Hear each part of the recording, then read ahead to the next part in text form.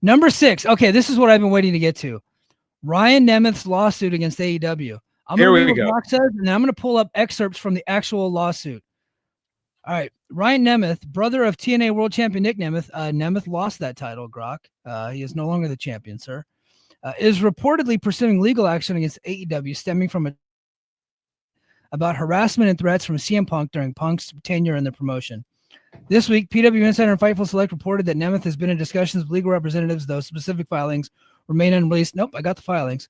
Allegations trace back to backstage incidents with Nemeth claiming a hostile work environment.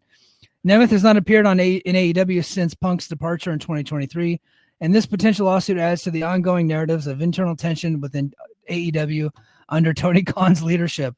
Grok might be a Fed head. I don't know. But from the lawsuit, okay, here's from the lawsuit. JD, have you read any of this yet? No. Okay. No, I lied. I read a little bit of it. So I'm from the lawsuit. Yeah. Ryan Nemeth is a successful actor, comedian, and stuntman. Nemeth also followed his older brother's Nick's career and has established himself as a star performer on the professional wrestling circuit. Nemeth was under contract with AEW. AEW is owned by Shahid and Tony Khan. Shahid Khan, or is it Shad or Shahid? I think it's Shad. I'm sorry. I don't mean to mispronounce it. Yeah, I think just Shad is the owner of the NFL franchise Jacksonville Jaguars. When it's most everyone within the Jaguars organization, including star NFL players, Tony was moved to a leadership role in the Khan family-owned Fulham Football Club. Tony ended up mismanaging Fulham, leading to multiple lawsuits against the club since he was a child. Tony loved professional wrestling and had an obsession with certain wrestlers. This says this in the lawsuit. The Khan family formed AEW to provide Tony with something to do safely away from the family business. So that's the... Did an actual lawyer wrote this? I think Grok wrote it. It reads like Grok. Okay, so I'm going to pull this up. Bix is in the chat tonight. So yeah, David Bix, fan. Okay, so this is Bix's wheelhouse. We should have Bix on to explain this shit to us. I've tried. Yeah. Okay. Says Bix says for what it's worth, the LA Superior Court website doesn't have any trace of this yet, and the copy of the complaint floating around doesn't have a case number, etc. Okay, so Grok might have been right. It might not be filed yet. I know at least one person has reached out to the lawyer, but there's something off about the claim that this was filed over a week ago. There's something off about this. All right, I'll say that. There's more. Big's got more. Yes. And then sometimes courts are slow to put stuff online, but I don't know if this is what is happening. I don't know if they're going to take this one seriously. Okay. I'm not a lawyer. I mean, I wish we had like BJ on to read to something like this. Like it just reads very slapdash, I think is a term I would use for this. Like it doesn't serious.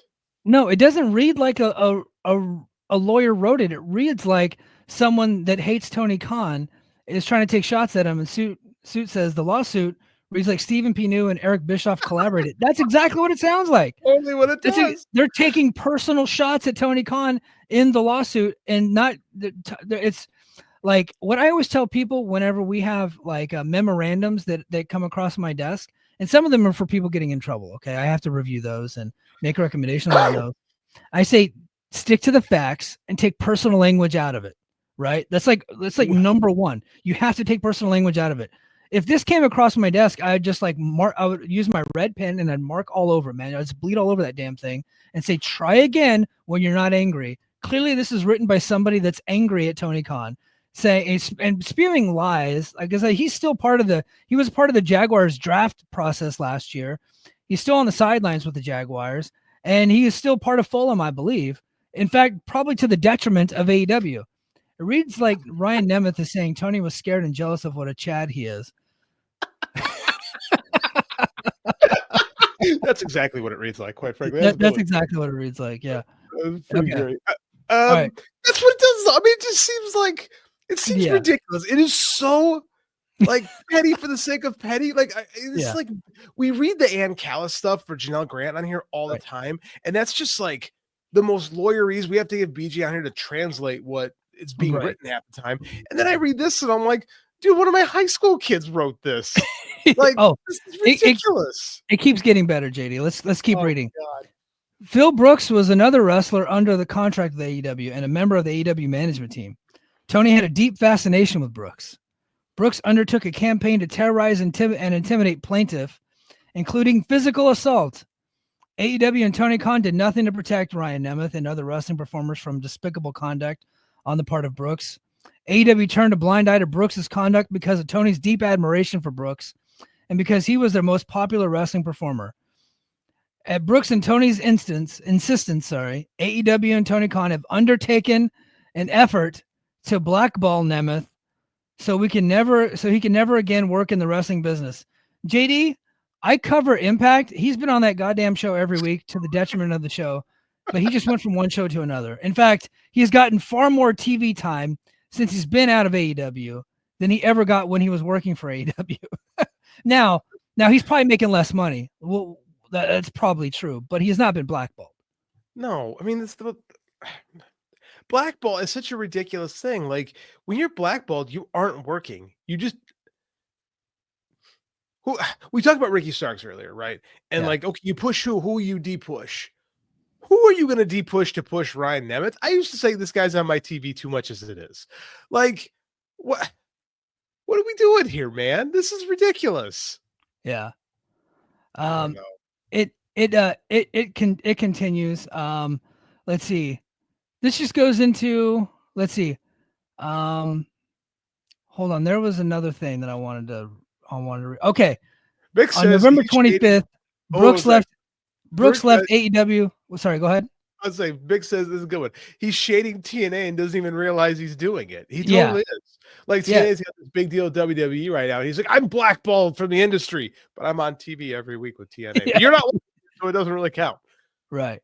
On November 25th, 2024, Brooks left AEW to wrestle for the organization's main competitor, WWE. Khan was heartbroken by the departure of Brooks, his idol that he adored in every way. Khan was furious with Nemeth. Khan believes that Brooks left AEW because of Nemeth. Brother? What? Yeah. You want me to read that again? Yes, I do. Please. Okay. Number 39 on the docket, or however you say it. I don't understand the language, but it says Khan was heartbroken by the departure of Brooks, his idol that he adored in every way. Bold statement.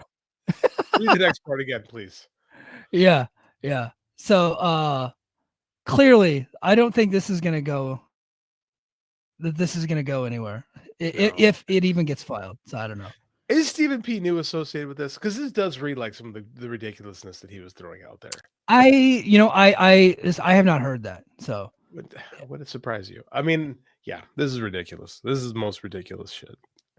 Yeah, but I thought that would be a good bit for the show. Accomplished. Yeah. Hold on. Scotty Briggs says, I feel like asking Grok for topics immediately after this big pep talk about effort was pretty ironic. If you can't be bothered to try, then I don't feel like I should bother to listen. I did the Grok thing as a bit, my brother. It's a bit, dude. It's a joke.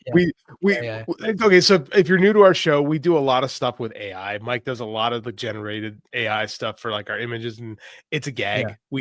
We do AI stuff as a gag. So yeah. And I legitimately pulled the top 10 news stories of the week just to see what it would come up with, and it was so ridiculous. It's like, oh, we got to run with this bit, right? We do, but I do have a bunch of notes about all the news that's happened this week. So. Look, read my tag. Worst professional wrestling podcast. Maybe not worst. Like, it's a joke, man. Calm down. Yeah.